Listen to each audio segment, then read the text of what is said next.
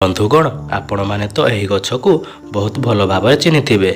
ଏହି ଗଛର ନାଁ ହେଉଛି ଅପରାଜିତା ଗଛ। ଏହି ଗଛ ଦୁଇ ପ୍ରକାରର ଅଛି। ଗୋଟିଏ ହେଉଛି ଧଳା ଅପରାଜିତା ଏବଂ ଆଉ ଗୋଟିଏ ହେଉଛି ନୀଳ ଅପରାଜିତା। ଏବଂ ଏହି ଫୁଲ ଠାକୁରଙ୍କ ପୂଜାରେ ଲାଗିଥାଏ। କିନ୍ତୁ ଆପଣମାନେ ଜାଣିଲେ ଆଶ୍ଚର୍ଯ୍ୟ ହେବେ ଯେ ଏହି ଗଛର ସର୍ବାଙ୍ଗ ଆମର ଔଷଧ କାମରେ ଲାଗିଥାଏ। ଏହା ଆମ ଆୟୁର୍ବେଦିକ ଶାସ୍ତ୍ରରେ ଲେଖା ଅଛି। ଆପଣମାନେ ଜାଣିଲେ ଆଶ୍ଚର୍ଯ୍ୟ ହେବେ ଯେ ଏହା ବହୁତ ରୋଗରୁ ଉପଶମ ଦେଇଥାଏ।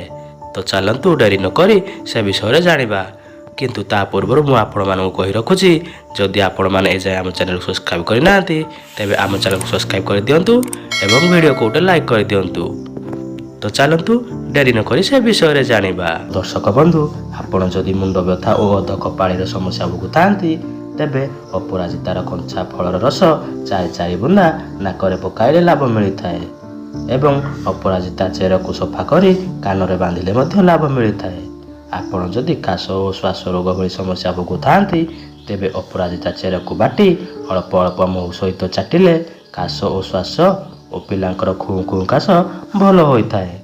ଆପଣ ଯଦି ଗଳଗଣ୍ଡ ରୋଗ ଭଳି ସମସ୍ୟା ଭୋଗୁଥାନ୍ତି ତେବେ ଧଳା ଅପରାଜିତା ଚେର ଚୂର୍ଣ୍ଣ 1ରୁ 2 ଗ୍ରାମରେ ଘିଅ ମିଶାଇ ସେବନ କଲେ ଗଳଗଣ୍ଡ ରୋଗ ଭଲ ହୋଇଥାଏ। ଆପଣ ଯଦି କାମଳ ରୋଗ ବା ଜଣ୍ଡିସ ରୋଗର ସମ୍ମୁଖୀନ ହୋଇଥାନ୍ତି ତେବେ ଅପରାଜିତା ଚେରର ଚୂର୍ଣ୍ଣ 3ରୁ 6 ଗ୍ରାମ ଘୋଳ ଦହିରେ ମିଶାଇ ପିଇଲେ ଲାଭ ମିଳିଥାଏ।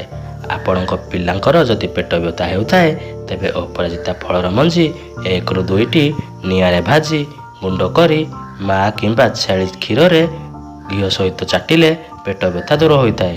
ଆପଣ ଯଦି ମୂତ୍ରକୋଷ ରୋଗରେ ସମ୍ମୁଖୀନ ହେଉଥାନ୍ତି ତେବେ ଅପରାଜିତା ଶୁଖିଲା ଚେରର ଚୂର୍ଣ୍ଣ 1ରୁ 2 ଗ୍ରାମ ଗରମ ପାଣି କିମ୍ବା କ୍ଷୀର ସହିତ ଦିନରେ 2ରୁ 3 ଥର ସେବନ କଲେ ମୂତ୍ରାଶୟ ଜ୍ୱଳନ, ଗଣ୍ଠି ଓ ମୂତ୍ରକୋଷ ଠିକ୍ ହୋଇଥାଏ।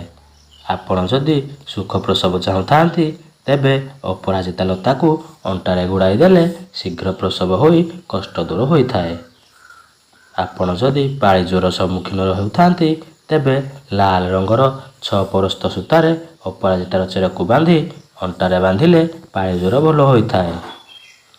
ଆପଣ ଯଦି ଧଳା ଛଉର ସମ୍ମୁଖୀନ ହେଉଥାନ୍ତି ତେବେ ଅପରାଜିତା ମଞ୍ଜିକୁ ଘିଅରେ ଭାଜି ଗୁଣ୍ଡ କରି ସକାଳେ ଓ ସନ୍ଧ୍ୟାରେ ପାଣି ସହିତ ସେବନ କଲେ ଓ 1.5-2 ମାସରେ ଏହା ଲାଭ ମିଳିଥାଏ। ଆପଣଙ୍କର ଯଦି ମାସିକ ଧର୍ମ ଯୋଗୁଁ ଅତ୍ୟଧିକ ରକ୍ତସ୍ରାବ ହେଉଥାଏ ତେବେ ଅପରାଜିତା ରସ 10 ଗ୍ରାମରେ 10 ଗ୍ରାମ ମିଶ୍ରି ମିଶାଇ ସେବନ କଲେ ରକ୍ତସ୍ରାବ ବନ୍ଦ ହୋଇଥାଏ।